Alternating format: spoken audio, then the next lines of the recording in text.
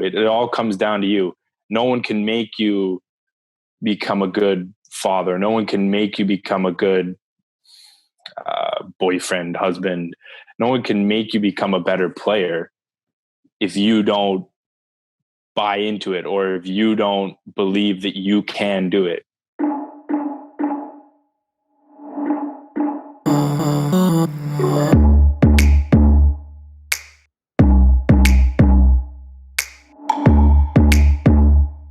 Eric, or Waddy as we call him on the team, was a standout player for our squad at UW Superior. He grew up in Thunder Bay, Ontario. Before coming to Superior, he tested himself by trying out for Reading Football Club, who at the time was actually playing in the English Premier League, arguably the top professional soccer league in the world. After not making the team, he decided to pursue an NCAA career, which is how he ended up at UW Superior. During his 4 seasons at UWS, Eric became the all-time leader in goals scored, 42, and points with 101. He was named to the Upper Midwest Athletic Conference, or UMAC, Freshman of the Year in 2016, and was an honorable mention on the All-Conference team that year. He made the All-UMAC teams his sophomore, junior, and senior years, becoming the first player in school history to be named to the All-Conference team all 4 years, as well as the United Soccer Coaches All-Wisconsin team 3 years. In his junior and senior years, he also made appearances to the All-Region teams, which is sort of the next level up. In 2019, he became the first UW Superior soccer player to be named UMAC Offensive Player of the Year. In addition, he became just the 4th athlete in any sport at UWS to become an academic All-American. He graduated in December and set out to England again in March, with the goal of making it onto a professional team. He started training with the team just outside of Manchester, but his opportunity was cut short by the current COVID-19 situation. So, he returned home to Thunder Bay, and that's where we got a chance to catch up with him.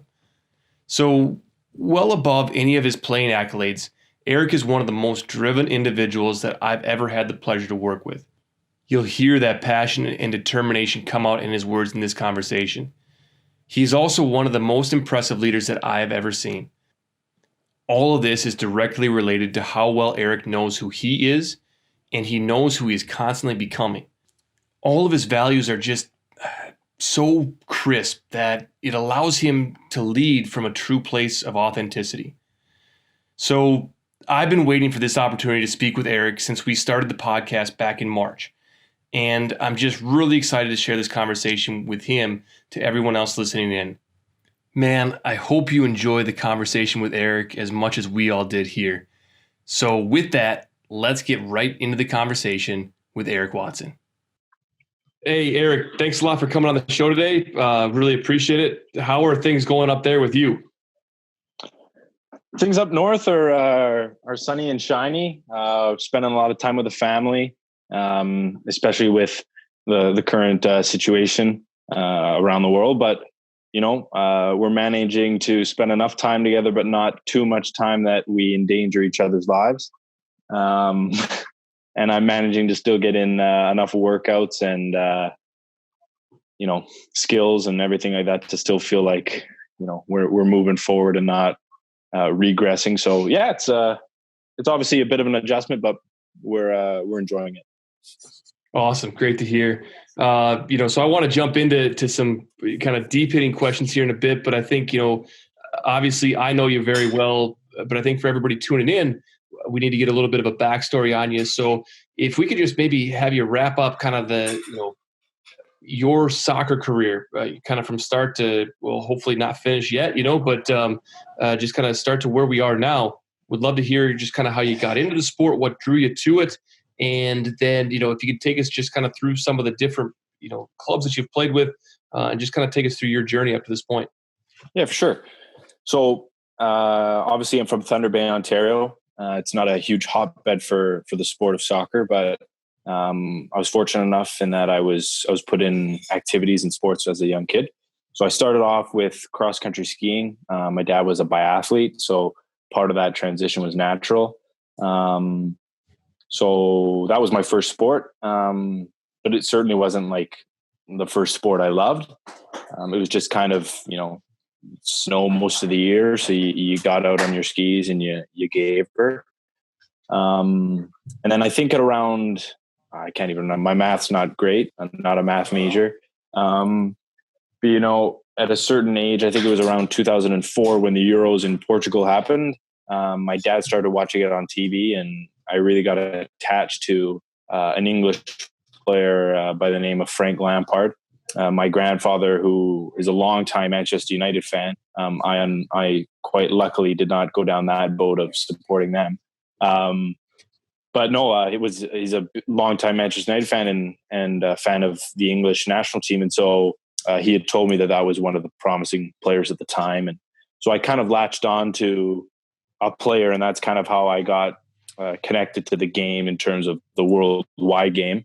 And then I had always grown up playing soccer, but just nothing seriously, just kind of recly kick about, parents coaching, that kind of thing.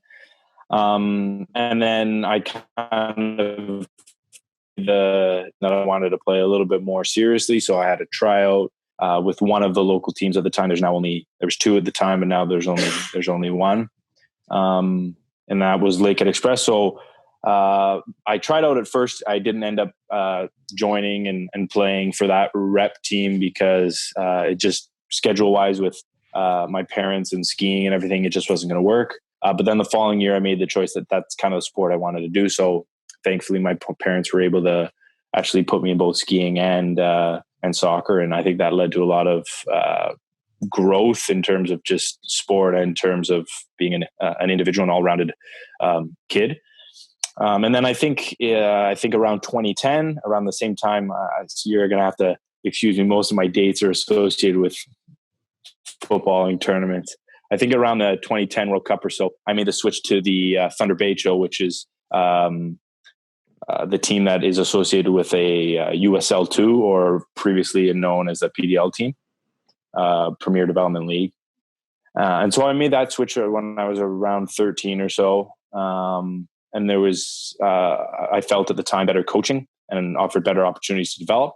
So I was there from 13 till I went away to UWS actually. And there was a few breaks in between there for when I went away to England and whatnot. But yeah, so I played all the way through high school with Chill.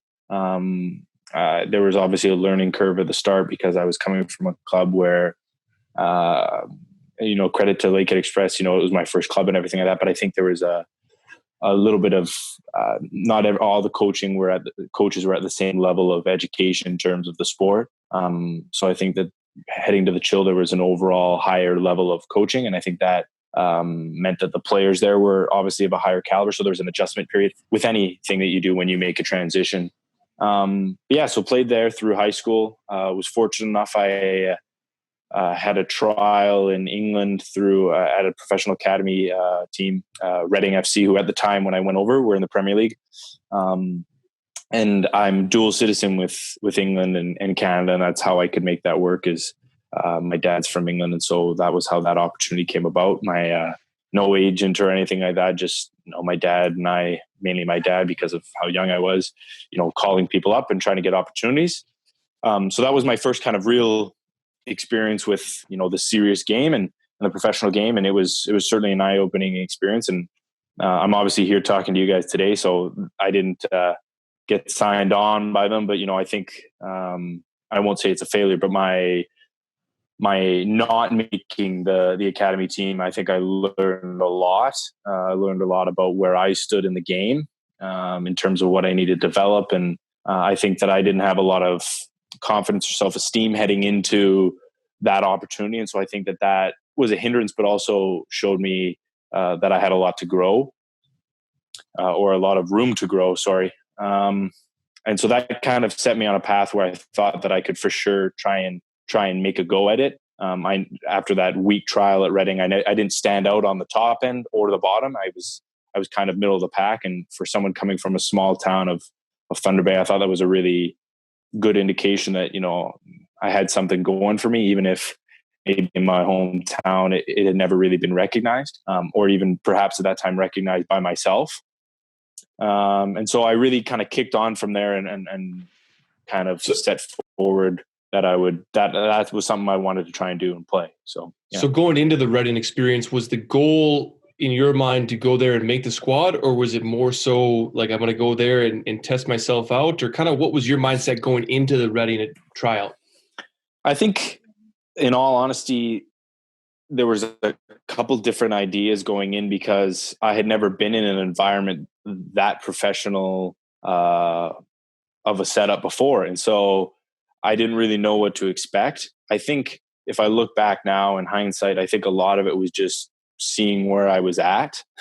Now, I think some would say you could get a better idea of that without traveling all the way over for a trial and, kind of paying all that money. But I think that was what, was a big thing for me, was finding out where I sat in terms of the level of play.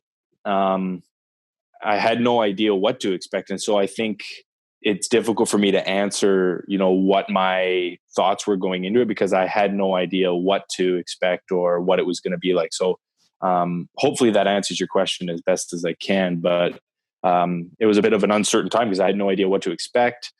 Even the communication with the club heading into it was a little bit like, oh, we don't really know where we're going to meet or what's going to happen. And so, yeah, it was a little bit loosey-goosey, but, it turned out to be kind of the catalyst for pushing me forward to really have a go at the sport. Yeah, great. So then you came back here, and I want to dive into at some point just a little bit more your mindset kind of throughout the whole trial. But I'd love you to take us kind of through sort of the rest of your soccer journey. Then again up to this point. So you got back here or back to Canada, and then what was the next step at that point?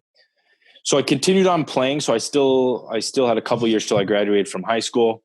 And I had made the decision kind of heading into my last year of high school that when I graduated, I wanted to go try and play soccer in England again. And so I hadn't applied to any universities or anything like that. And so I graduated from high school, went over with my dad again to England, and we were there for about a month and a half, 2 months. Just outside of Wembley Stadium at a little apartment. And I was just trialing at different teams. I managed to spend about a month of that month and a half with a club that by the name of Wealdstone that, let me train with them and everything like that. And there were a few others at the time, but they're lesser known than Wealdstone. Even Wealdstone, probably the listeners won't have any idea of who that club is. But if you ever want to look up the Wealdstone Raider, you'll have an idea of their biggest fan. He's quite famous. But anyways, yeah, so I went over and I trialed that these would be considered non-league, so just below the first professional league in England. I was 18, and it was a really good experience. I got offered 2 contracts at 2 of the lower clubs than Wealdstone, and I unfortunately didn't get an opportunity to sign with Wealdstone. I was really young; they were looking for a little more experience, and the goal was to stay, but the contracts that were offered weren't fabulous. The pay was going to be uncertain. It was an area where I didn't really know. And at that age, I wasn't necessarily comfortable with that. And so after speaking with my parents, I decided I'd come home and I would stay at home, go take a little bit of university at Lakehead University part-time, get some credits, and look to go to school in the States for soccer.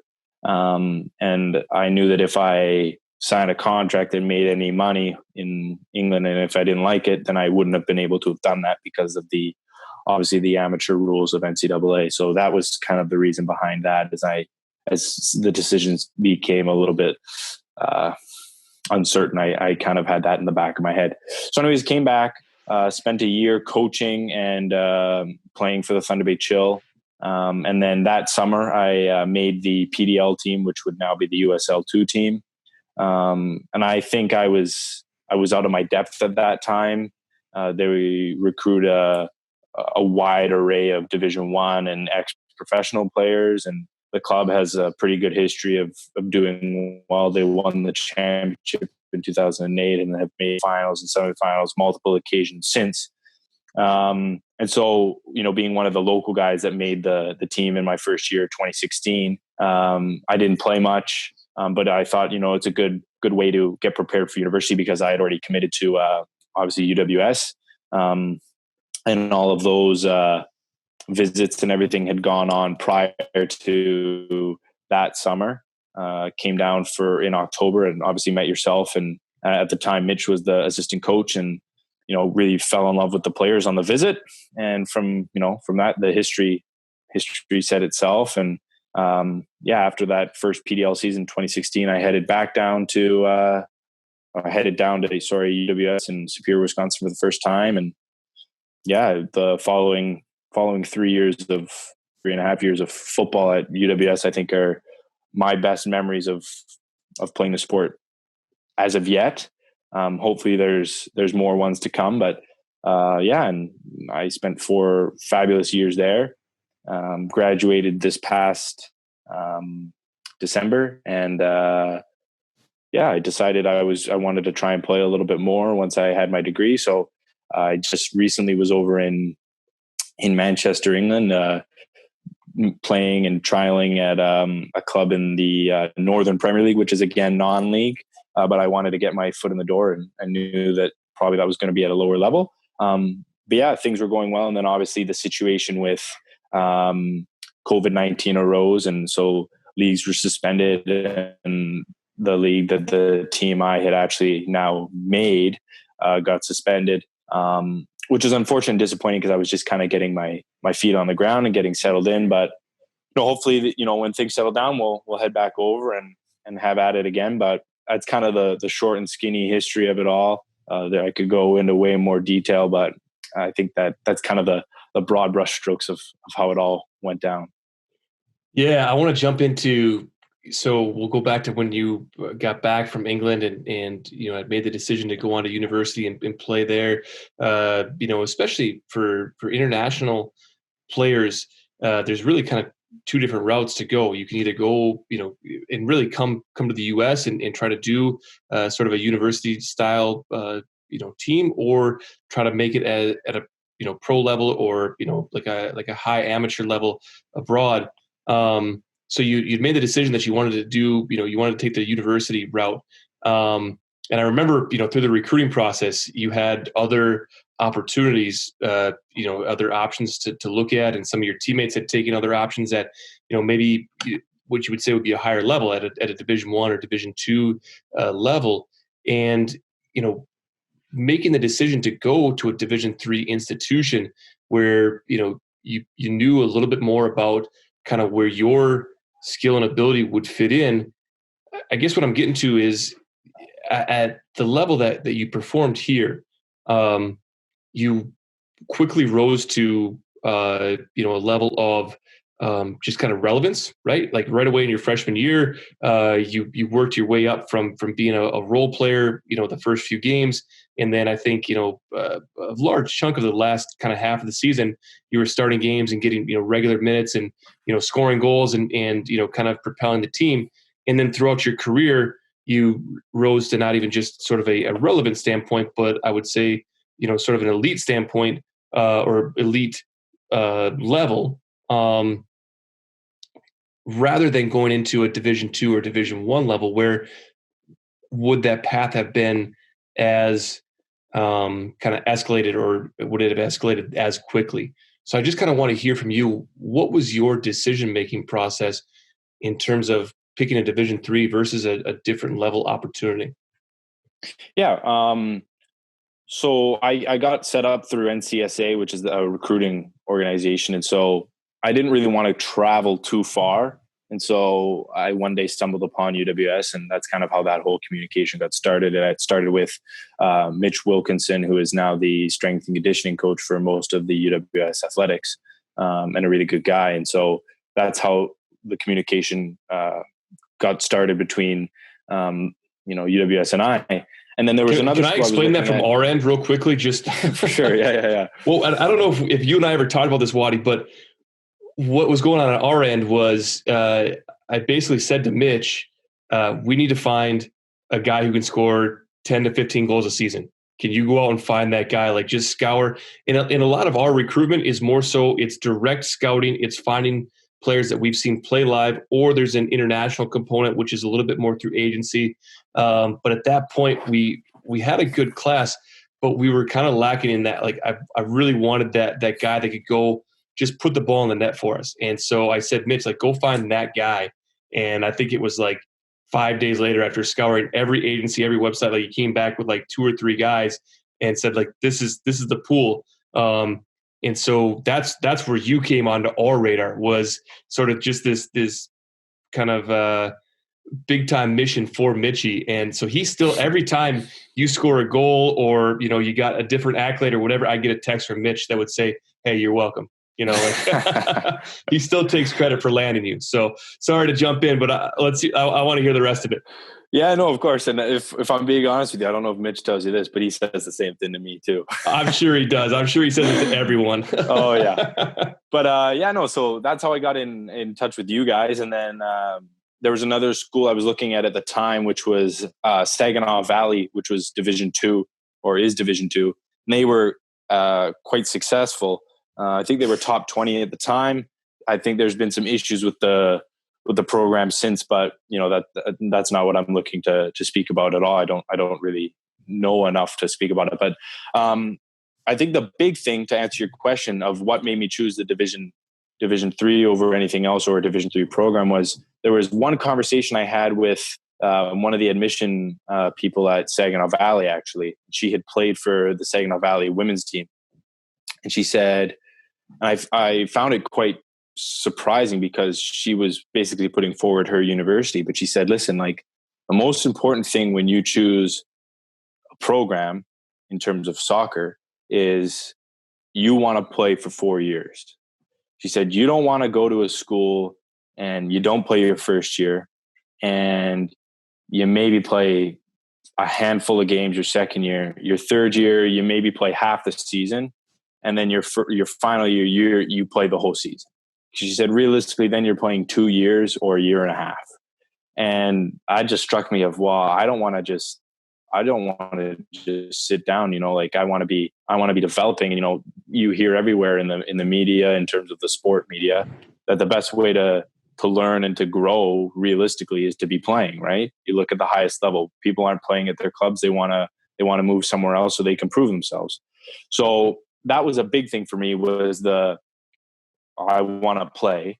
But then it ultimately boiled down to when I came to UWS and stayed overnight and was able to witness the group of guys and the coaching staff. And I think I know you and I have had many talks about this, but the conversations you and I had right from the off really struck me as something I wanted to be a part of. And even if the culture that was developed during and just heading into my 4 years was kind of a new thing, I felt that there was something special about the program. But more importantly, I thought there was something special about the coaching staff and something special about the group of guys. And that's what really drew me to it, was, I'm going to have to be spending almost every waking minute of every day with this group of guys, or a group of guys that abide by this type of lifestyle or this type of culture, right? And so I don't think those words or culture was in my mind when I made that decision, but that was certainly a big part of it, was the people that were behind the program. And I just honestly wanted a new start, having had some struggles growing up and playing here in terms of finding myself as a player and finding myself as an individual. And I thought that UWS presented the best opportunity to do that. And so I really wanted to go and have a new start, and just, I think UWS, in my point of view, offered me the best chance to do that. Hey, can I jump in for a second? Joe, what do you think when you hear you want to get, obviously, I hear what Watson just said about playing 4 years versus building your way into it. How do you, from a coaching standpoint, not everybody can play all 4 years, like that's reality. Some of our listeners are going to be guys or girls that are looking to pick schools, and they have to go through these decisions. I've never even thought of that. I didn't recruit myself into a college program, but what's your side of that, if you have one? So I think it really boils down to, and again, I think Wadi mentioned this too, is that the soccer piece it's just that it's a piece of the whole decision, right? So other elements that come into it are obviously the academic piece, and making sure that's a good academic fit is really the number one component to making a decision. I think that, location and just general like kind of campus life, finding a place that's going to be your home for the next 4 years is also extremely important. And then, I think that a lot of times soccer or your sport becomes sort of the tipping point in your decision. And so now, just specific to finding the right sport program for you, part of that comes down to what are your goals. So, that's where I think it's interesting for Wadi. We had Vid Milenkovic on a couple of weeks back, and his goal was also to go on and play at a professional level, just like Wadi's is.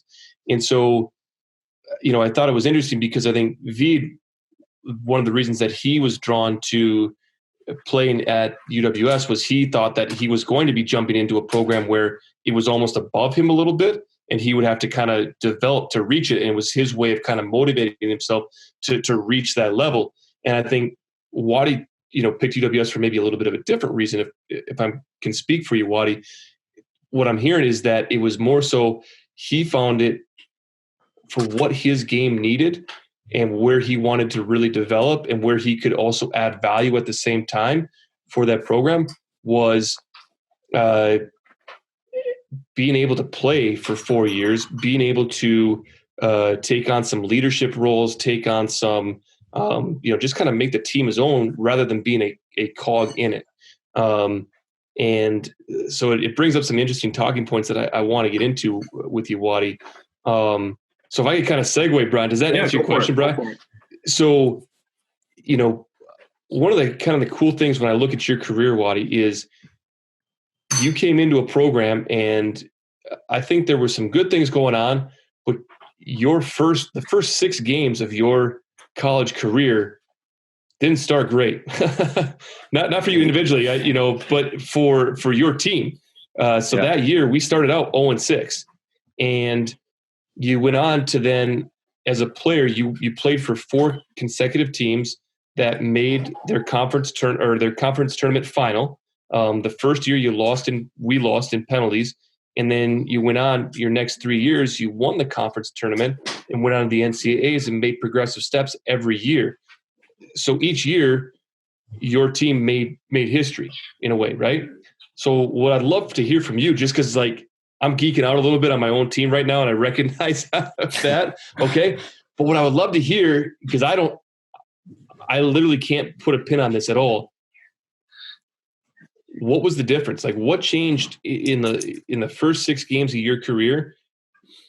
What changes did you see in the program throughout the next 4 years? Well, I think a really underestimated fact is that I think the program had to realize that in order to, and this is I think I'm quoting you when I say this, but in order to achieve something we hadn't achieved ever, we had to do things that we had never done before. And I don't just mean that in terms of performance on the field or performance in the off season. I think a lot of it came down to mentality, and I think a lot of credit goes to the coaching staff, you included, in terms of, finding ways of becoming elite in terms of the mental game and becoming not unbreakable, because no team is unbreakable, but very difficult to break down in terms of one's mental ability. And I think that I saw a big change in the program's focus after that first year. Heading into that second preseason, there was a lot more emphasis on, we're not going to get you fit. You're going to come in fit. And if you're not coming in fit, that's your loss. You're going to have to make up the work for it. And, at a glance, that doesn't seem like much, but for me, that was a huge sign of, okay, the success of this program is based on the accountability of the members that are a part of it. And without the accountability and the responsibility of those members to fully become the best versions of themselves, this program won't achieve anything. So I think that the recognition of the players, and as well as the recruitment of the right players with the right mindset, ultimately led to a program that, in my opinion, should ultimately be a top 30 team every year. And I think obviously in the past 3 years has been a top 32 team or top 64 team in the country. I also think that, and I'm excluding or not including myself in this. I think the leadership of the people that were ahead of me did a lot to help that. Everybody had different approaches to it, but I think ultimately the base of all of it was that you've got to like fully commit to achieve the things that you want. Otherwise, that success is never going to be. Success isn't given, right? It's earned. And so that whole idea of earning it is something that's, I think, truly changed the outlook of the program.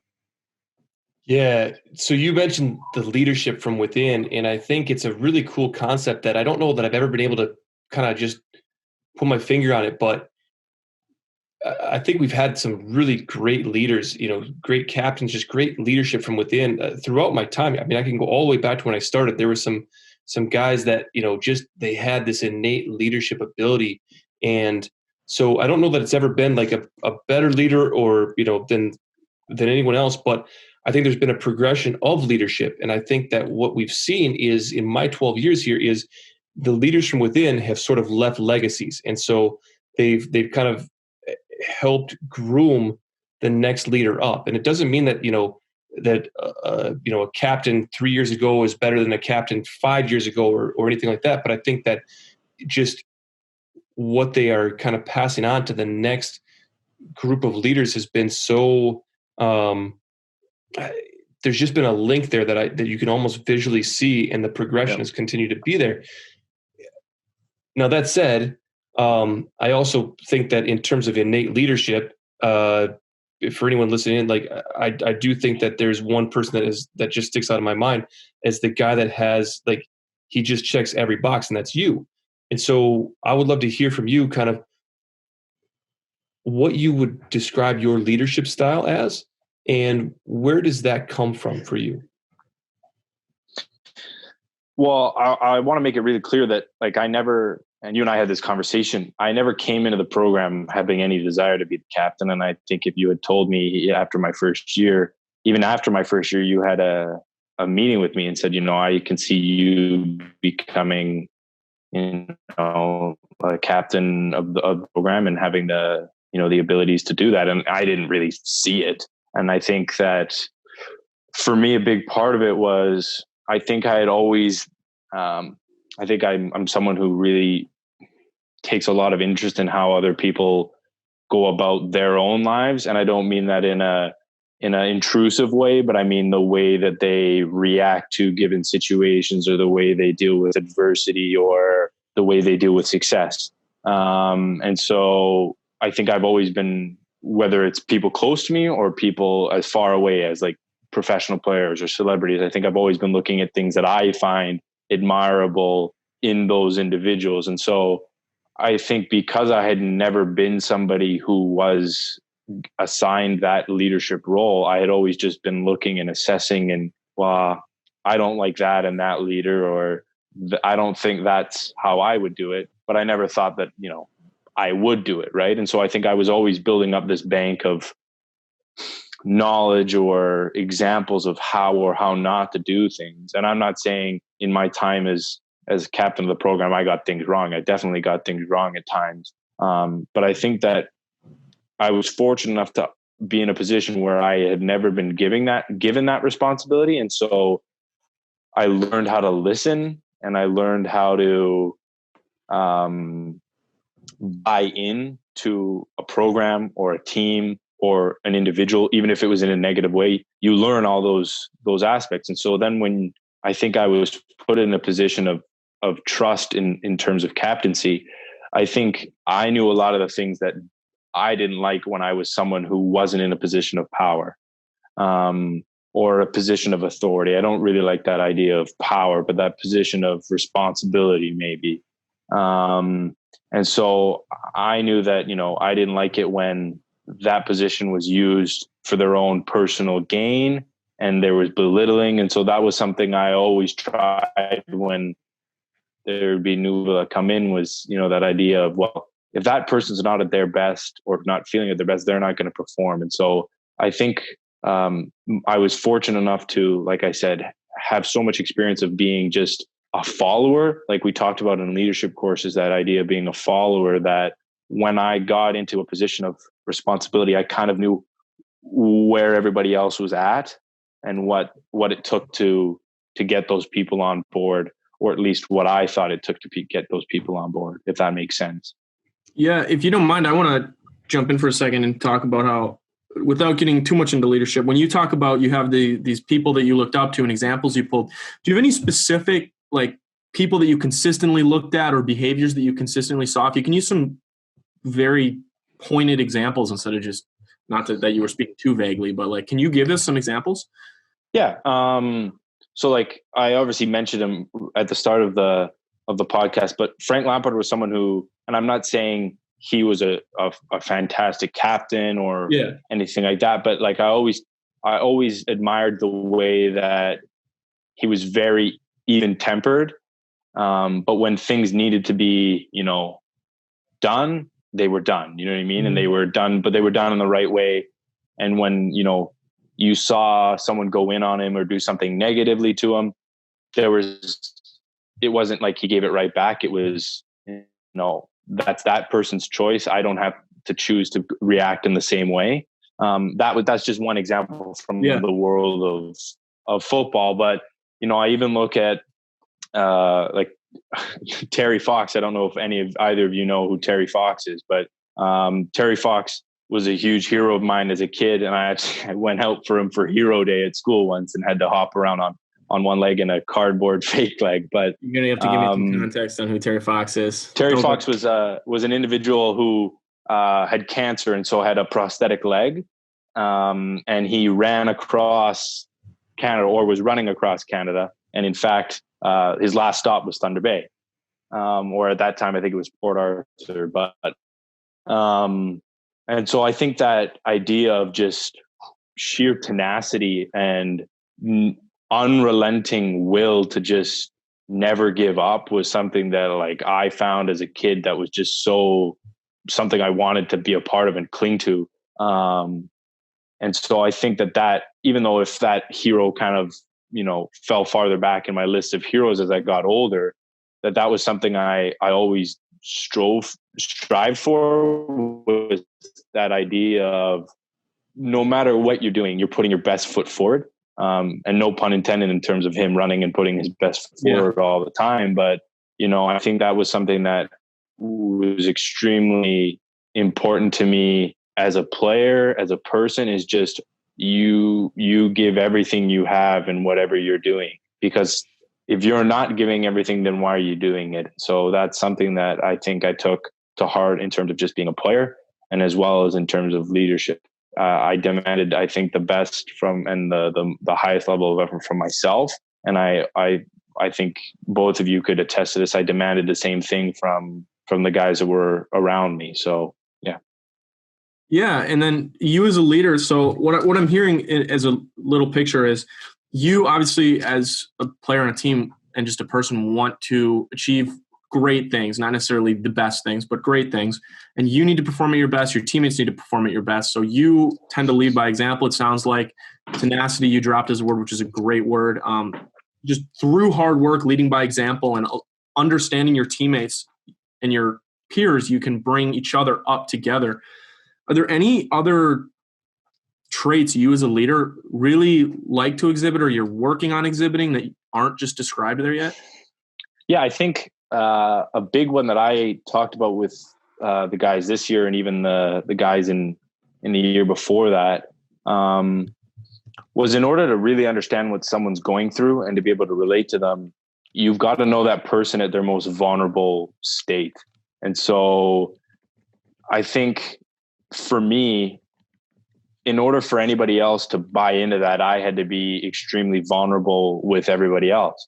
And I think that word vulnerability can kind of be taken as a sign of weakness, because vulnerable, in a vulnerable state in terms of nature, you're in danger. But I think in order for any of my teammates to truly buy into who I was as a person and what I stood for as a leader of a group of men, they had to know that I was truly authentic, but also that I had ability to be vulnerable with them, whether that was through team exercises where we would, open up to the team and let each other know, what really motivates us or what has really, challenged us. But I think that idea of vulnerability is something that I think is totally never ending. I think you continually have to work on that idea of being vulnerable around people.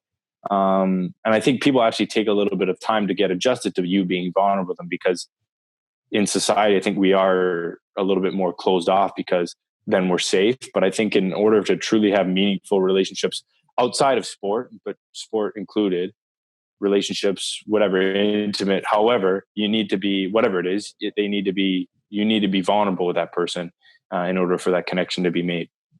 Yeah, I really love that. I wasn't expecting you to take it that way, but one thing, me personally in my life, that I've been thinking about is, to develop trust, most people get caught up in the fact that we have endless access to a lot of information and we're consuming so much that we forget to give out. And really being around a lot of the guys in the program, but especially you and also you as well, Joe, I was surprised. It was not the first time in my life, but I was surprised at how easy it was to open up and share because of how much you guys opened up and shared. And that, what you just said, yeah, I totally agree with it. I see it. It's awesome. And I think vulnerability is a huge, not necessarily underrated or not necessarily not talked enough, but overlooked very easily when people talk about leadership traits. Yeah. So I want to jump in here, Waddy, and stay kind of on the leadership theme. But, first of all, you mentioned earlier that it was never kind of your goal to become a leader or become the captain of the team. And it was funny that you mentioned the conversation that we had after your freshman year. And it wasn't during your freshman year that I recognized you would be a leader. It was the first time you were on campus, and just the way you carried yourself, the way you spoke to, myself and Mark McLean in the international office, and the other assistant coaches, the players in the team, the way you spoke to your parents, it was just a whole package of just leadership traits, and again the way you carried yourself. And then to me, you mentioned sort of the vulnerability, and you mentioned the relationship side of it. And I think that is so important and essential to being a leader, is that you form relationships with the people you are leading. And one of the things that will always impress me, and I still talk about this, was, the first email that you sent to me after your visit, you included in there, and I don't know if you remember this, but you actually included in there, you said, how are Rachel and how is Alexa? And the fact that you remembered my wife's name and my daughter's name when I didn't even remember bringing them up in conversation, it showed your ability to relate. It showed your ability to form a relationship quickly, but one that was very authentic, because you were speaking to me about, and you knew what was really important to me. You had picked up on those cues through our conversation, and then you were able to bring that up again in your next conversation. It was something that I'm just not used to seeing from guys, at that age, to have that sort of maturity. And so it was at that point, I ran into Mitch's office and I said, we have to get this guy. He's not only going to score that 10 to 15 goals a season, like we talked about, but he is going to help us transform the program and take the next step as a leader.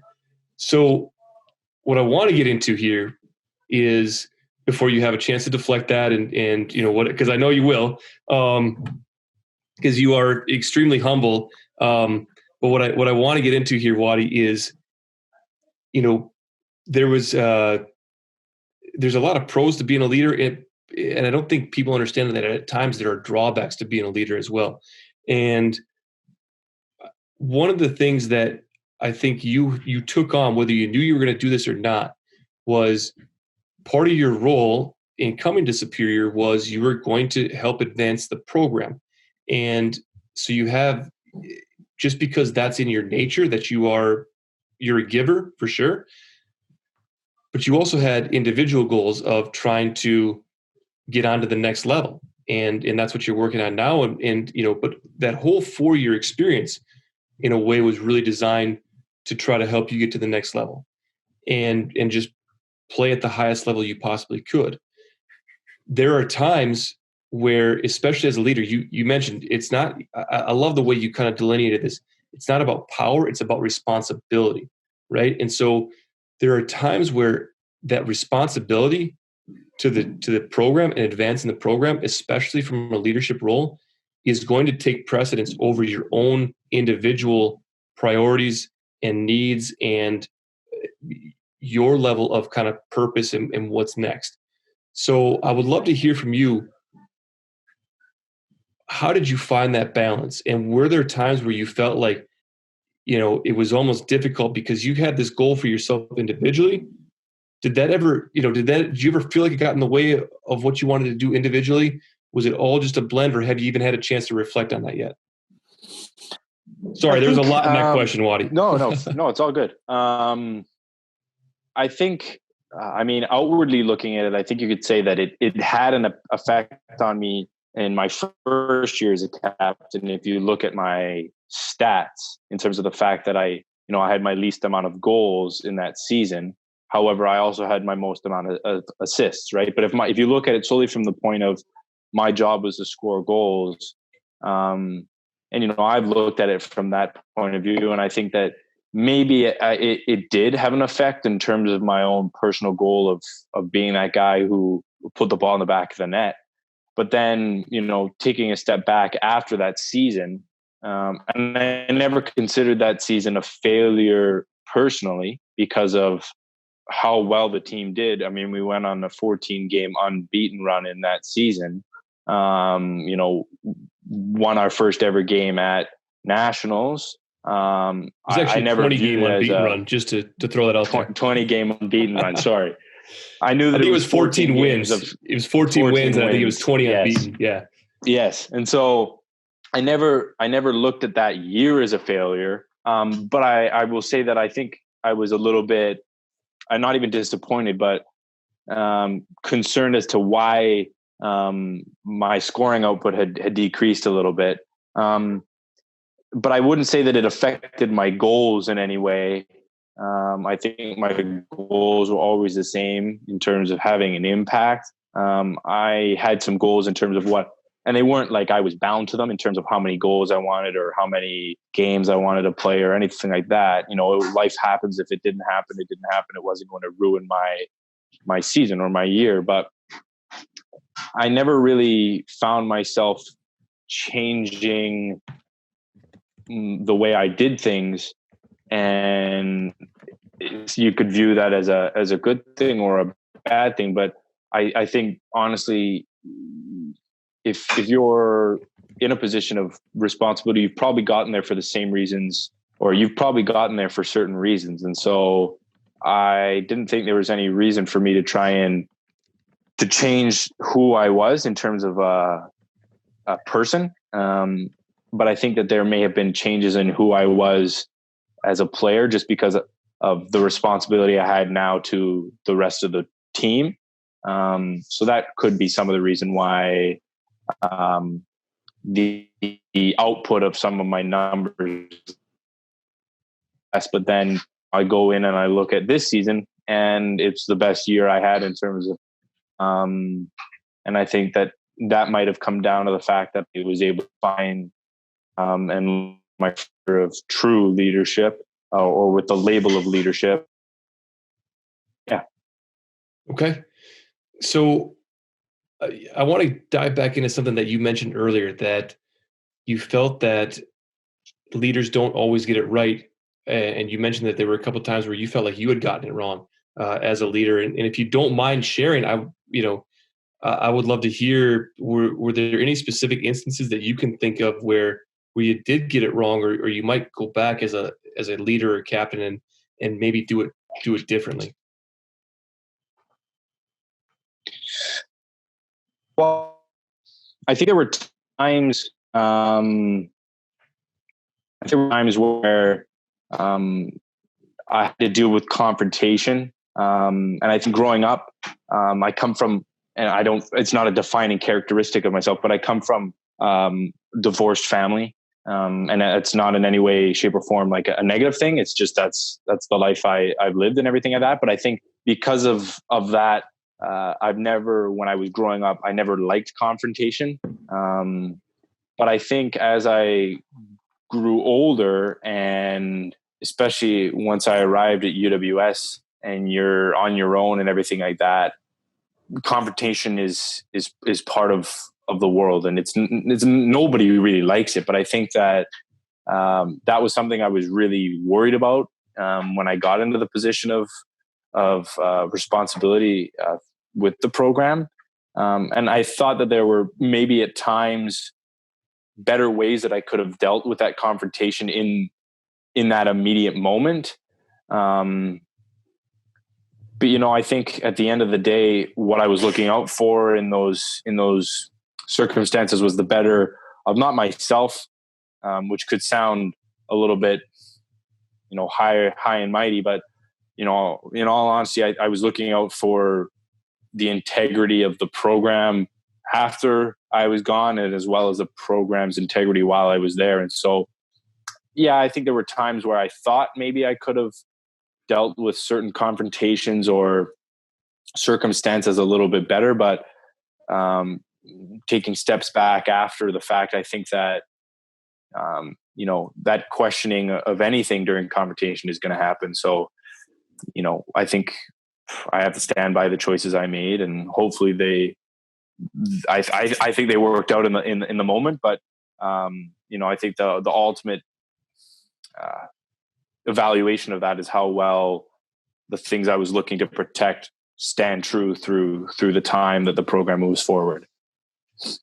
Yeah, if you don't mind, I think it's hard to, especially, I don't want to get too much into like, oh, what are your regrets and what would you wish you have done differently? But what in your values and in your experience has changed due to going through something and be like, maybe that wasn't the best way to handle it? Because obviously you can't go back and change the decision and live a different life. That's all hypothetical, but you do learn from your experiences and then think differently. And how have you changed throughout your years?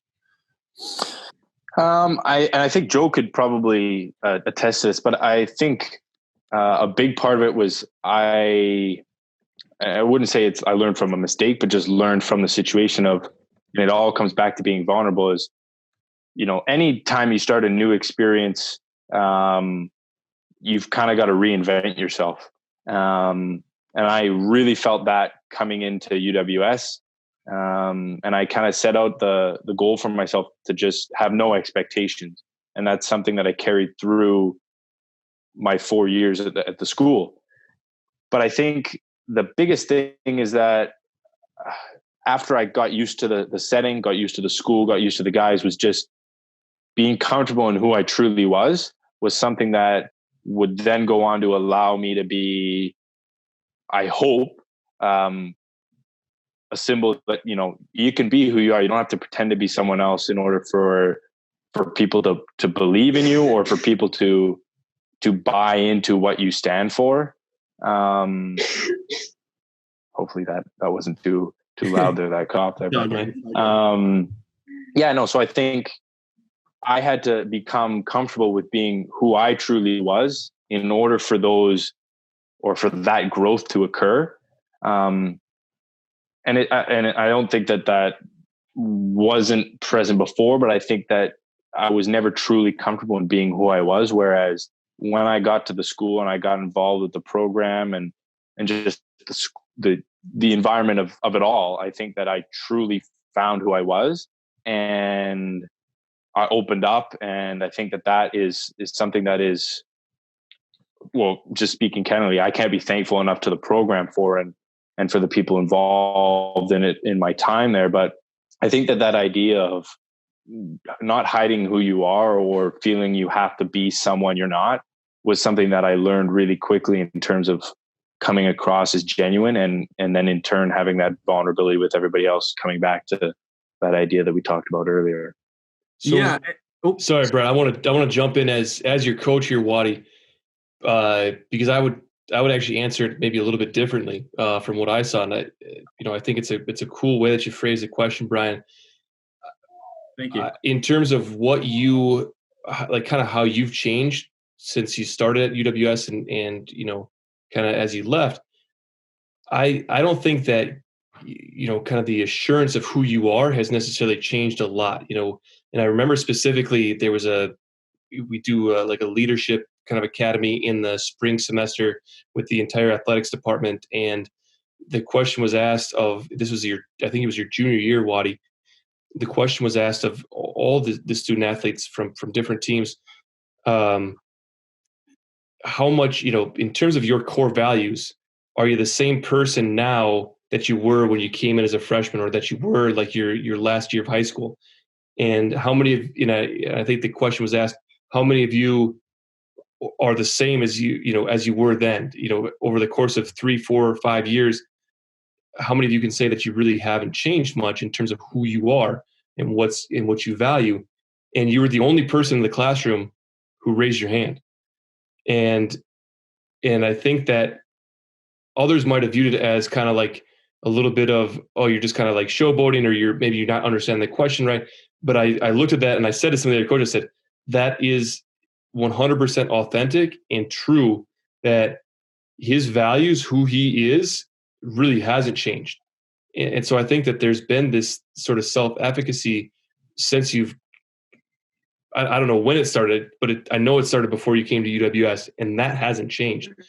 What I would say I think has changed is your own confidence in your abilities, whether that be as a player or as a leader, and sort of just watching you find ways to kind of find that empowerment and see how much you can positively impact those around you.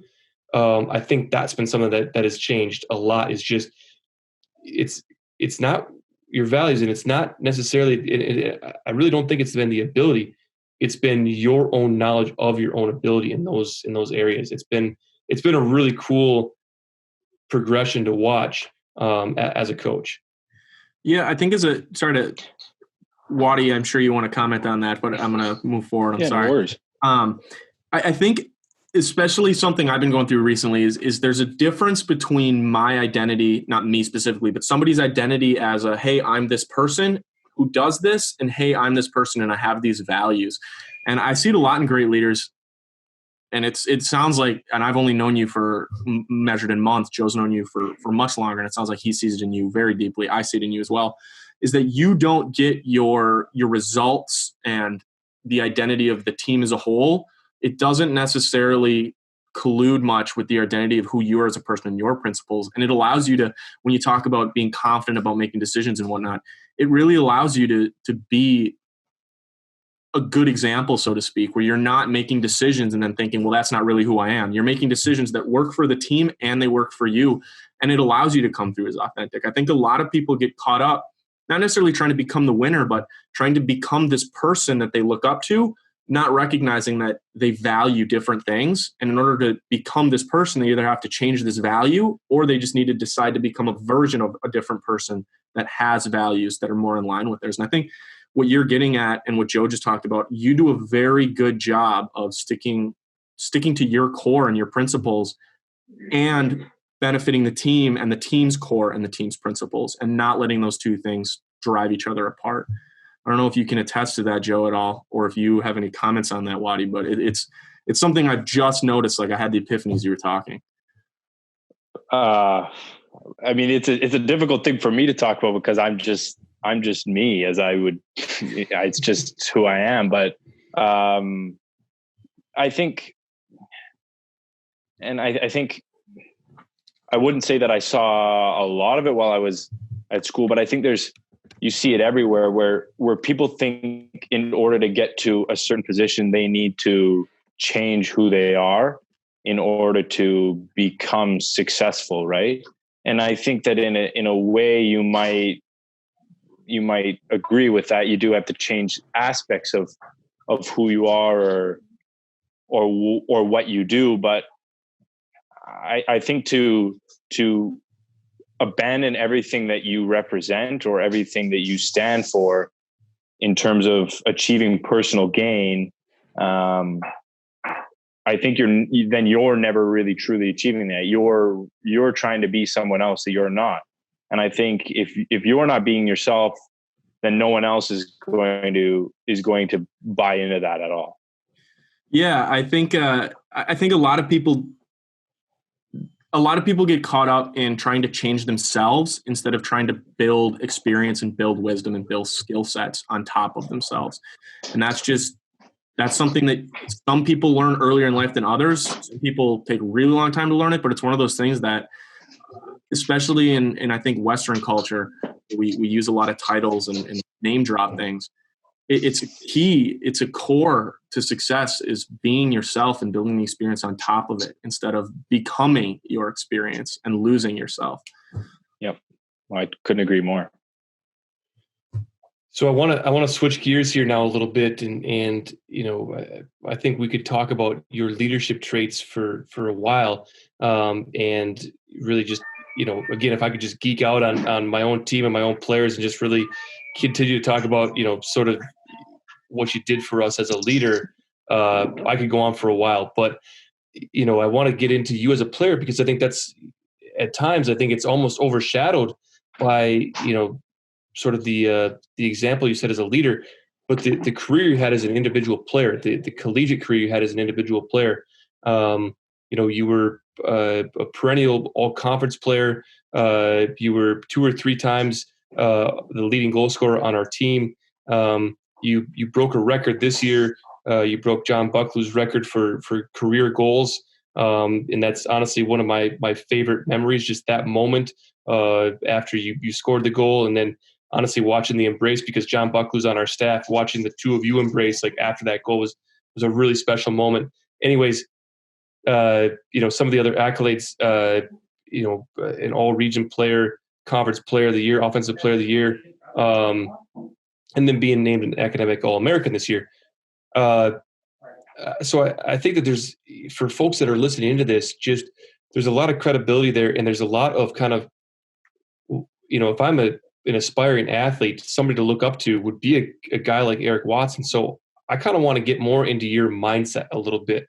And so the first thing I want to do is just, as a player, Waddy, if you can think about just when you're at your best, if you can think of a moment where you felt like you were really playing the best soccer you've ever played, best football, how were you in that moment? Where was your mindset? How did it feel? What did it look like? What did it sound like? Just when you're at your best, if you could describe that for us. Yeah, I think for me, I've always been super excited and like very, very much. I knew whenever the next game was. I knew whenever I was playing, and so for me, I went through a large process of I had to really almost calm myself down in order to be able to play the game. Otherwise, I was just overstimulated, and it affected my performance. And so now looking at it, I think such a big thing is for me is I've got to be enjoying it. And I know that that's a word that we dropped a lot in and around our group this year, but that whole idea of, I think when I'm truly enjoying it, and it's not just when things are coming off, but like I truly find so much joy in just absolutely emptying the tank and just grinding it out. And the fact that I can enjoy the moments when it's terrible in terms of, fatigue or mental, toughness or whatever it is, that then I feel allows that when it's nice and it's free flowing, that it's just like, oh man, this is so easy. Because if I can enjoy the parts that are the aspects of the game that nobody else likes, then when it comes to the parts that everybody likes, then I'm going to be 10 steps ahead of them. So, and I think a big thing for me was because I think realistically I made the transition a little bit later or full time to the sport, that I've never been the best. And so the idea of having to have the right character and the right mindset and do all the little things right in terms of preparation, those have been huge things for me in terms of trying to get that little bit of an advantage over people. And at the end of the day, like, I know that I will work till nobody else will work. And if somebody else can outwork me, then good for you. You deserve to beat me. But I think a big thing is just, you get into the sport at the end of the day because you enjoy it and you love it. And so I think when I'm at my best or have been at my best, I think like I can feel on the inside the smile. And that might not come out in pictures that Holden takes or in videos, but I think that so much of my time at UWS, where I think I have been successful and was successful, I was just enjoying it. And I think a large part of it was because of the aspects I've just mentioned. And then also just being able to rely on the guys that were on the field with me. And when you know that those guys have your back in terms of playing ability and in terms of who you are as a person, I think that I flourish. And I think that, should that situation arise again, that I hopefully will flourish again. Yeah, you talked about something that I don't think we've talked about on the show yet. Is so there's if you can imagine just sort of your excitement level or your just how amped up you are for your performance on a scale of 1 to 10. I think that there's a lot of folks who, it may be fewer now as more and more psychology is coming out, but a lot of folks think, to perform at my best, I need to be at a 10.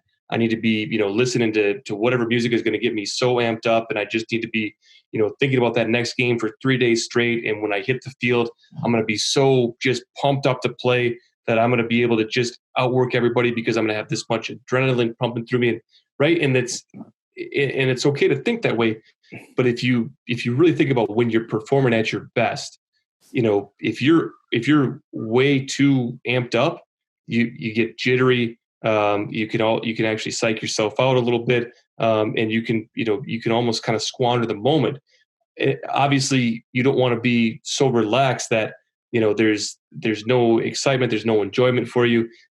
There's a balance there, and so on a scale of 1 to 10, I think it's just it's interesting to find where people are on that scale, where they think they perform. So if you could put a number on it, when you're your peak level, what do you think your number is?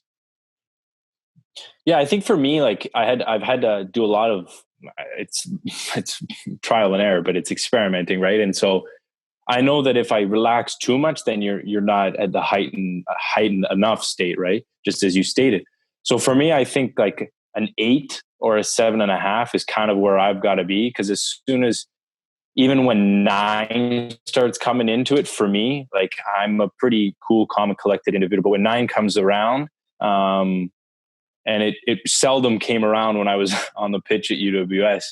I think it came out in a couple of training sessions, and people saw that there's a couple higher levels of it's not intensity, but I don't even know the word to kind of associate it with it, but it's maybe aggressive. Is that the right term? Like when I'm thinking of you in those situations.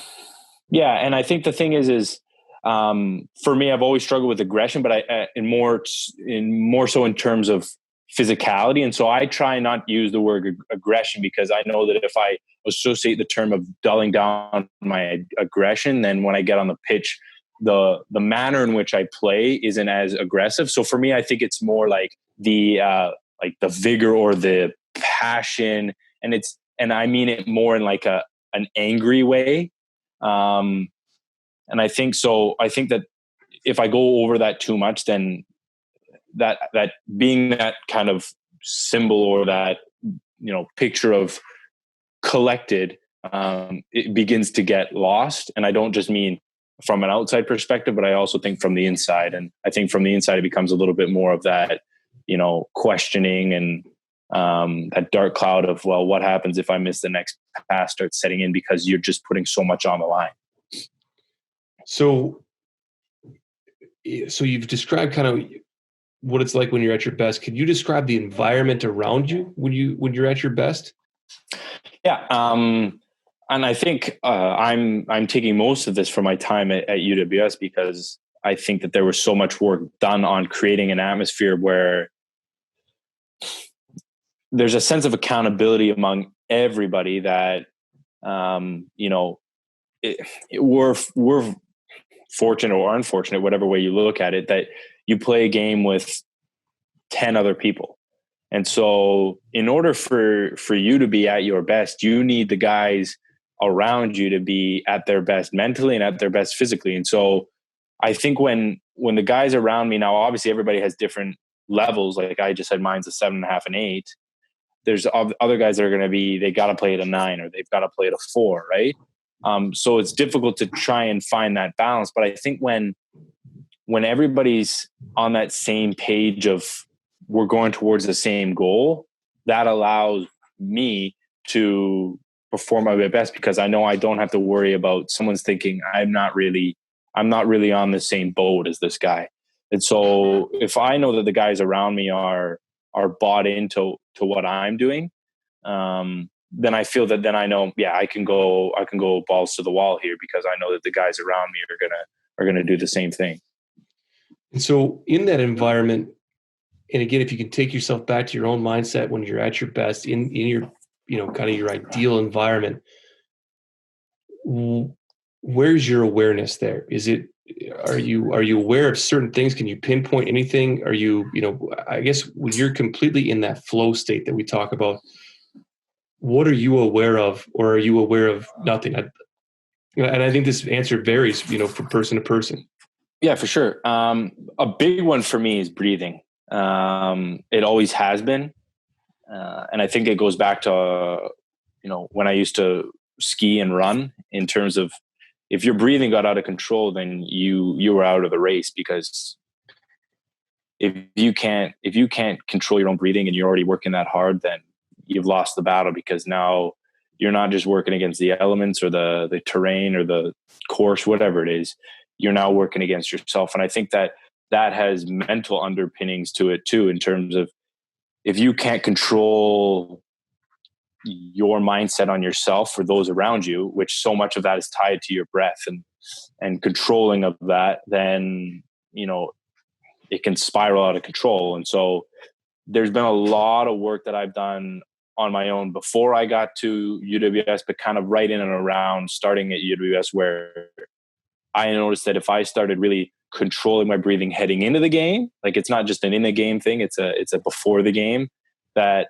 I found myself more in tune with myself. And when the game came around, I was more settled into the atmosphere of everything that was going around me. And I can honestly say, like, when I'm in the game and I'm focused on my breathing, and aside from focusing on my teammates, like, I don't know what's going on in the stands. I don't know any of that stuff. So for me, the breath is definitely the kind of barometer for me in terms of where I'm at, in terms of my mental state and physical state. And I even find when my breath is getting out of control, now some of that is just physiologically speaking, but I find myself, I lose control of my physical abilities too.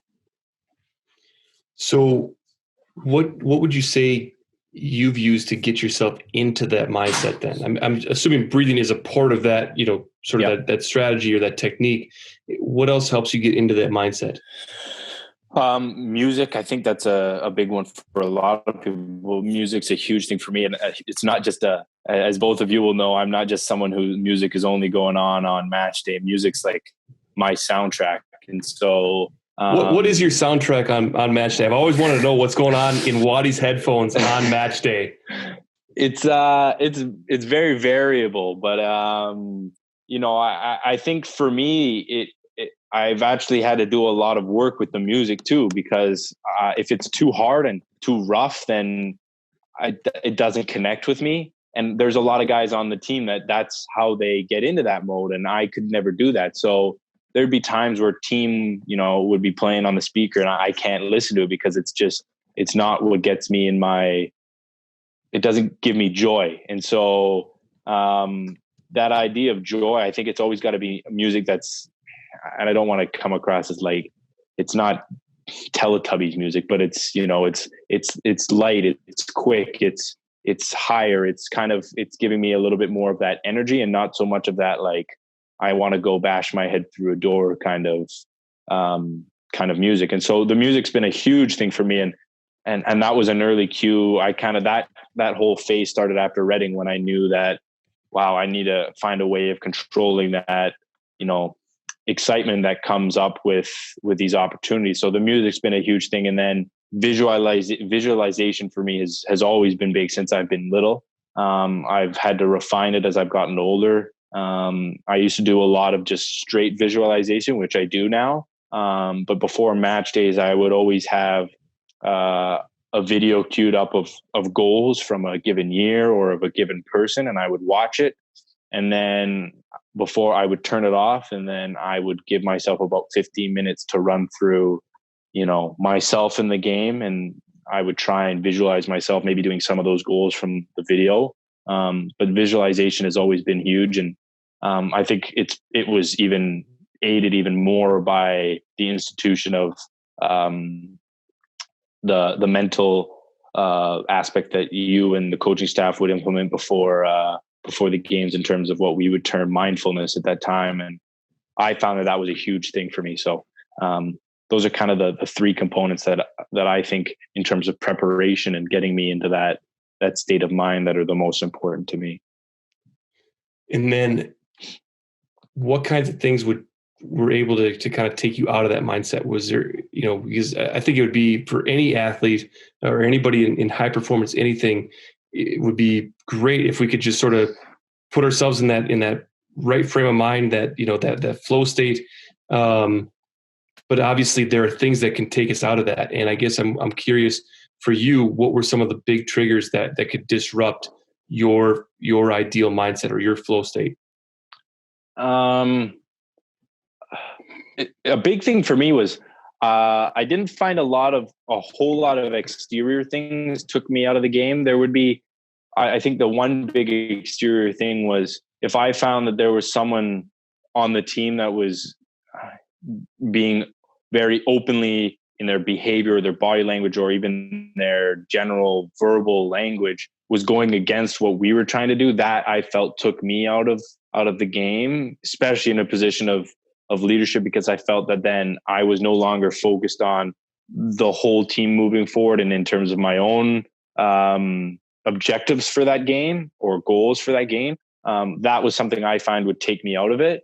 But if I'm being quite honest with you, I put so much on myself in terms of what I expect from myself, that generally speaking, if there was anything that took me out of the game, it would be myself.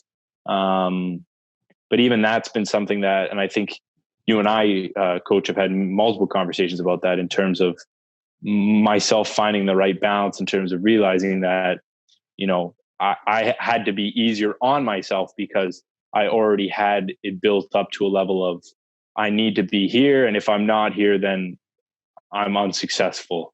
And not only that, but a big thing that I kind of came to the moment of was the process of becoming, and instead of being. And so I think when I was focused on being, it was something that would take me out, rather than just realizing I'm becoming this, and not that I'm already there, and that I felt that I needed to be there already. But it was the idea of slowly progressing to becoming whatever it was, X, Y, or Z.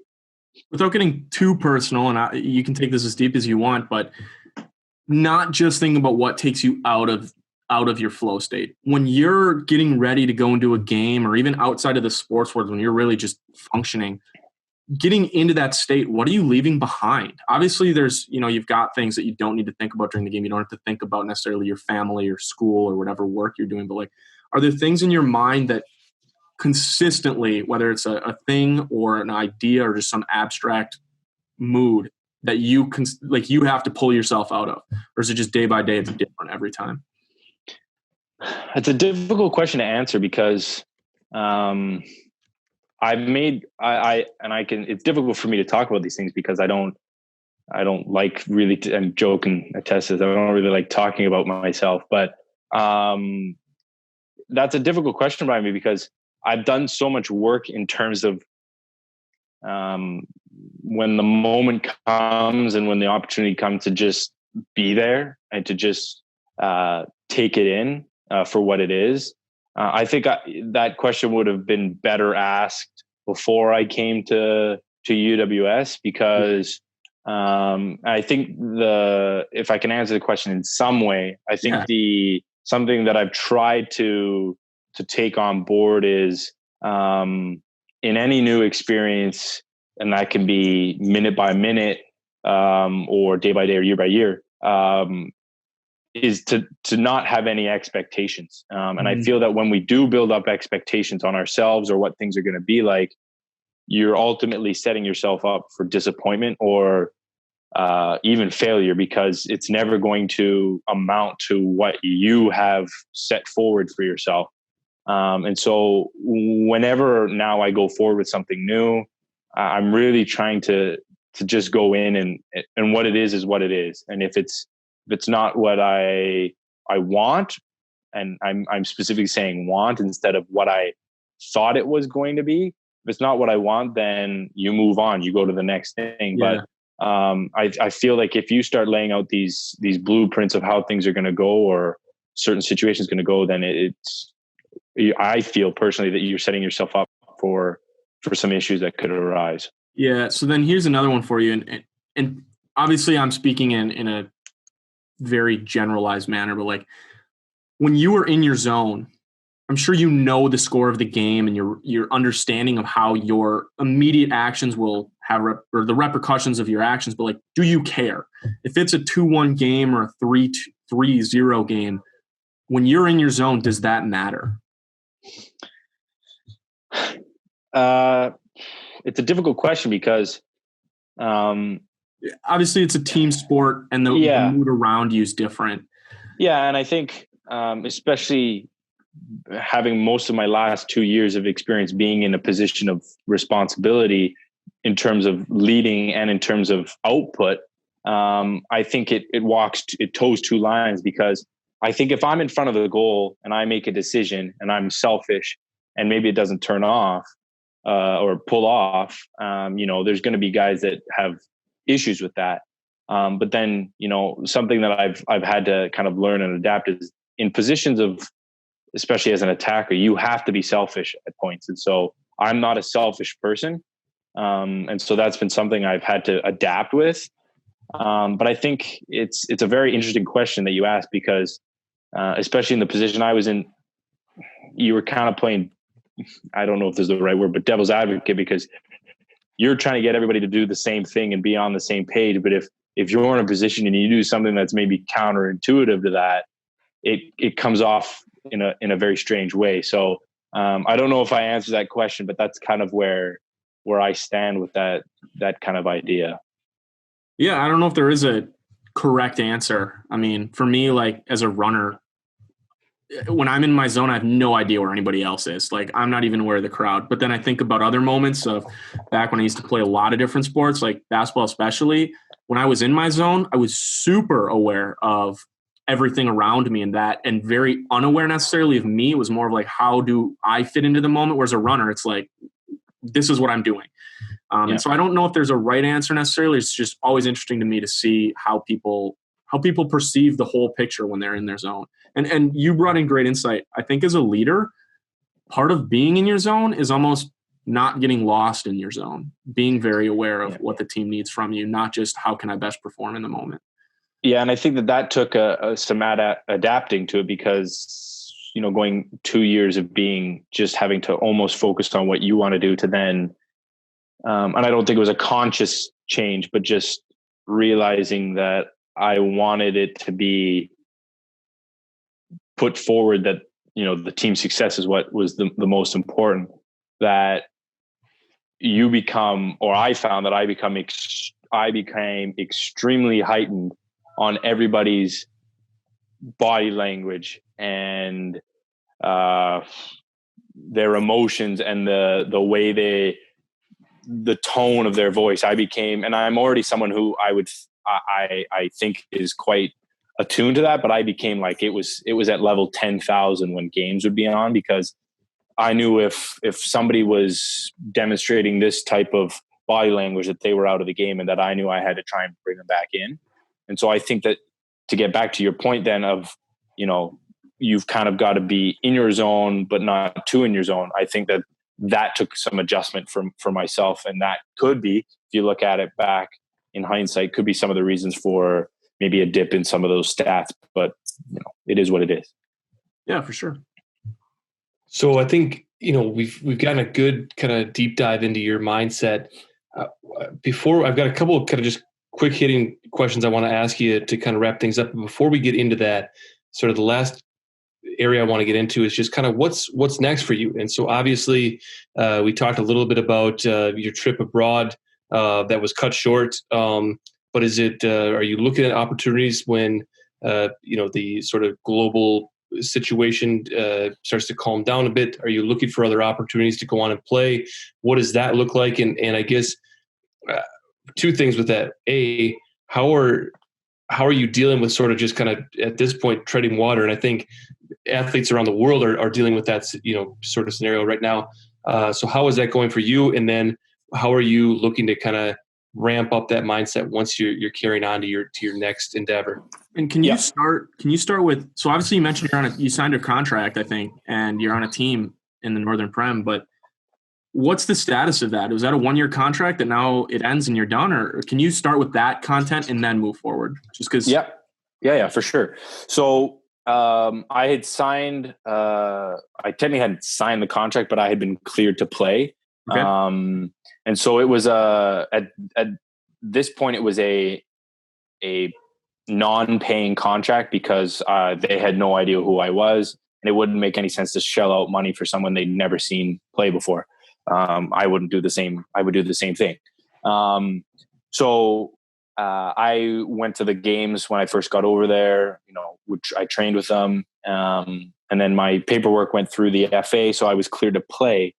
Unfortunately, the game was the next day, and the day before that, the leagues got suspended. So, long story short, the club has made it very clear to me that they were not only very impressed with my play, but with the person I was, and so they made it very clear that they would gladly take me back. And I don't mean that in some weird relationship way, but that they would love to have me, play for the club. Now that presents itself a lot of question marks, because now, okay, well, if they know where I'm at now and the level of player I am, but it's a whole new season now because their season got voided. Is there money now to be made actually in terms of the contract, or, if something really financially unstable happens, or the manager's going to leave, then I don't have those contacts there. So there's a lot of uncertainty with the whole situation, but the fact that they were very complimentary of my short time at the club puts me at ease, knowing that there is at least some doors open, and that I've made an impression there. And regardless of if they stay at that club or they go somewhere else, hopefully there's somewhere to get my foot in the door. And so that's kind of where that situation finds itself at the moment.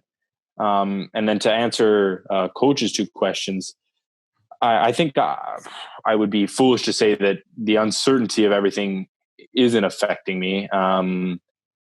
Both of you know, and Joe more than Brian or Holden know, that I'm somebody who I don't like not to be training or not to be moving forward. And so for me, it's a little bit different, because these past 4 years, I've always had that next thing in my vision of where, okay, well, season's over. Okay, well, now I'm getting ready for the summer. Okay, well, summer's over. Now I'm getting ready for this season. Okay, the season's over. now I'm getting ready for England. And now with that kind of being uncertain, I'm not saying it's difficult to train, because I love to train, as both of you know, and I love to give 100%. Sometimes a detriment to my own to my own self, but it's difficult because there's no finish line in sight, right? And I think that's probably where most people are, right? Is that you're putting in this work, but you have no idea when everything is going to get cleared back up again. And so I'm not saying that it's difficult for me to keep doing the work, because I'm not that type of individual, but it's the uncertainty of, well, how long do I need to be doing this for? Or if this starts becoming not enough, how am I going to get the next stage to keep moving forward? But then at the same time, there's some comfort in knowing that everybody is in the same boat, and knowing that that there's not people that are getting a head start on you. So that's comforting in some aspects. But I'm trying to remember the B portion of the question. Just really kind of what are your goals moving forward, and how are you putting yourself in a mindset of achieving those goals? Right. So, I mean, I think for me, the mindset hasn't changed. And you and I have had multiple conversations about this, in that I don't have a specific level I want to get to.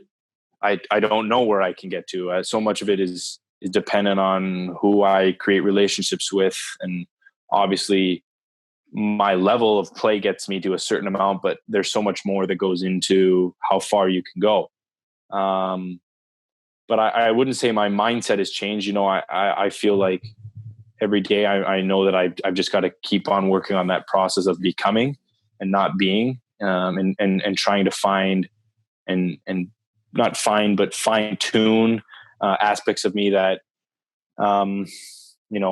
could work on getting me to that next level, whatever that is. And, when those opportunities present itself, just being mentally and physically ready to grab them with both hands and whatever they are, and really take a hold of them and try and go as far as we can. Awesome. So I want to kind of just wrap things up here with just a couple of kind of quick hitting questions. So if you could just maybe define your own purpose in one word. You can throw a couple and then decide from the couple which one. Oh wow, that's a tough one. Yeah, I didn't say 4 easy questions. You know what? I should have known. Plus, I'm not a huge fan of talking about myself, so this is even tougher. Words that would describe me. Okay, what I'm doing. I think one is dream. And I don't just mean in terms of following dream, but I think everybody has dreams, and I'm a firm believer in following them. But at the same time, I think, you need to realize at the same time that there's realities to life and everything like that. But I think dream's a big one in terms of, I think you dream big. And even if I know it's a corny line, but even if you don't quite, hit the moon, you fall somewhere in the stars, right? Or something along those lines. Yeah. And so I think that, a big thing for me was, I see so many people around our age kind of, you finish school and you kind of get started on your life. If you find somebody and you settle down. And I'm not saying I don't like that at all. There's a big part of me that's like, man, am I crazy for doing this? Because no one else is doing this. But I think there's so much to be learned, and even just trying. And I think if we're looking for one word, I think becoming, and I've said it multiple times, but I think becoming is a big one, because it encompasses all aspects of life. Sporting, personal, and everything like that. And then not to say that in terms of following a dream, you have to sacrifice some things, but that's not to say that I don't have aspirations for personal relationships or anything like that. But that's kind of, I think become and dream. As weird as separate as those are, I think those would be two that I would probably associate with. Awesome. So, I love this question for members of our team. So I'll come out and ask it. So in your own mind, how do you add value? Whether that be to the relationships that you have, to the teams that you're on, just anywhere that you are kind of a part of that larger entity. How do you go about adding value? Well, for me personally, I think you have to be completely honest with who you are. And once you're completely honest with who you are, with yourself and with others, that whole idea of vulnerability opens back up again. But, I think work ethic and accountability and knowing your limitations, but at the same time being willing to push your abilities, are things that are incredibly crucial to adding value to any setup, whether it's a sporting team, a job, or anything like that. But the only way you can add value is if you understand who you are and what makes you tick and what makes you be successful, right? And so I think that so many people focus on the end product rather than, and I don't mean it a criticism, but I just mean, I think there's so much to be valued in how you're going to get there. And I'm not saying I have all the answers, far from it, but I think that you need to know what makes you work in terms of then being able to turn around and add value to any system, team, management, whatever. I think that being truly one with yourself is what's going to allow you to then find those other avenues and build upon it. Yeah, very cool. So if you can finish this phrase or this sentence, it all comes down to. We've had this one a couple of times. I can't even remember what I've said. I've said so many different things. I think I've the one that I would settle in on is all comes down to you. Because at the end of the day, if you're not into it, or your heart's not there, or whatever it is in life, if you're not into it, or you don't believe in it, or whatever it is, then it's not for you. It all comes down to you. No one can make you become a good father. No one can make you become a good boyfriend, husband. No one can make you become a better player if you don't buy into it, or if you don't believe that you can do it. I truly think that without you, nothing is possible, right? And I know that sounds a little bit goofy, but if you're not into it, then it's not going to happen. Yeah, that's super clean. So I told you I was going to grill you a little bit, but the last one I think is just it's maybe a little less hard hitting. Just your favorite memory up to this point. We'll keep it specific. We'll keep it specific to soccer. Okay. Yeah, and if you want to throw one in there from life as well, I'll leave it open to your own interpretation. Okay. Well, since it's we'll keep it to football for this one, but if there's another episode, we can delve a little bit deeper. Cool. But I think you and I had a conversation about it, and there's a couple different ones for me. But if I can settle in on one, when we had the conversation when you and I went for dinner that one night, I think I have one that's for strictly achievements, and for achievements, that one is definitely breaking the scoring record. And it's not even the breaking of it and having that label, but it's the emotions and I can remember every detail, as weird as that sounds for it being such a crazy moment. Like, it was the crummy day outside. It was cold. I think that's my favorite purely achievement based moment. But then if I go back to my, I got to highlight that because you talked about enjoyment, and you talked about, you're not always smiling on the field, and sometimes it doesn't look like.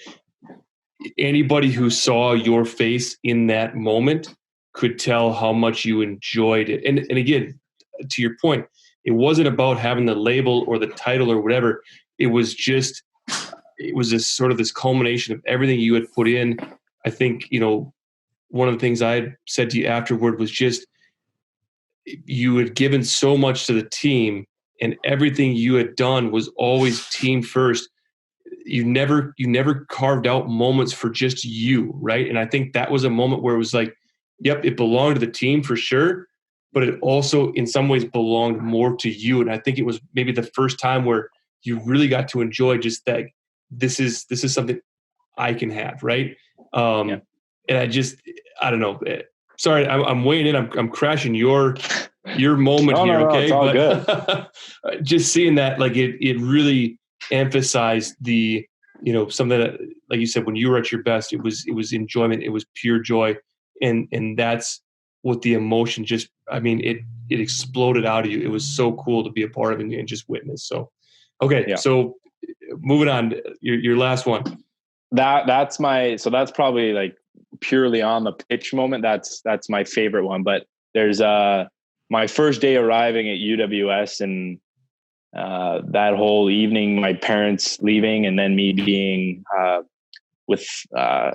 to throw out a few names. There was Fernando Bicalio and James Menzies, Ben Wilhelm, and Gio Rodriguez. We all went to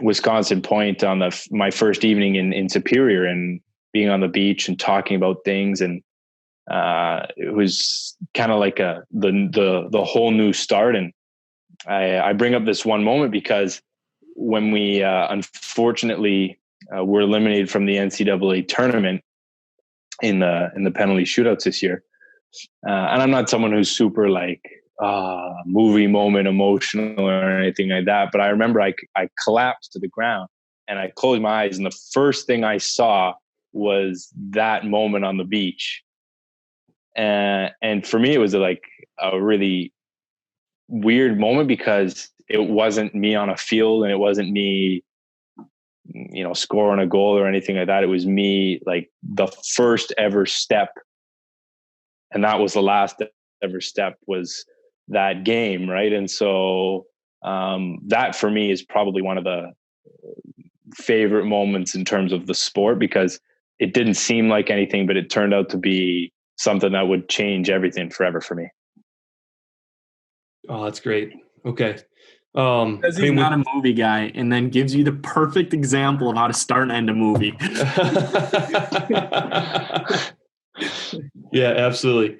Well, I mean, Waddy, I mean, that we could talk for days. I mean, we have talked at length in my office. I mean, we're like pushing 2 hours. Yeah. And we could go on for a lot longer. But you said it, we'll have you back on, again, multiple times if we can. But I mean, first, thank you so much for coming on today, giving up some time. We had to take one run at it, and the audio wasn't working out real well, so we took another. So it's actually been more time. But any opportunity that I can have just to thank you once again for everything that you've done for our program, for me personally. You know that you've changed my life and the lives of a lot of guys around you, associated with this program. So as always, from the bottom of my heart, I love you. Thank you for everything. And again, just great to catch up with you. Yeah. Thanks, Coach. Love you guys too. And keep representing the Yellow Jackets down there. I'll make sure I'm flying the flag high up north.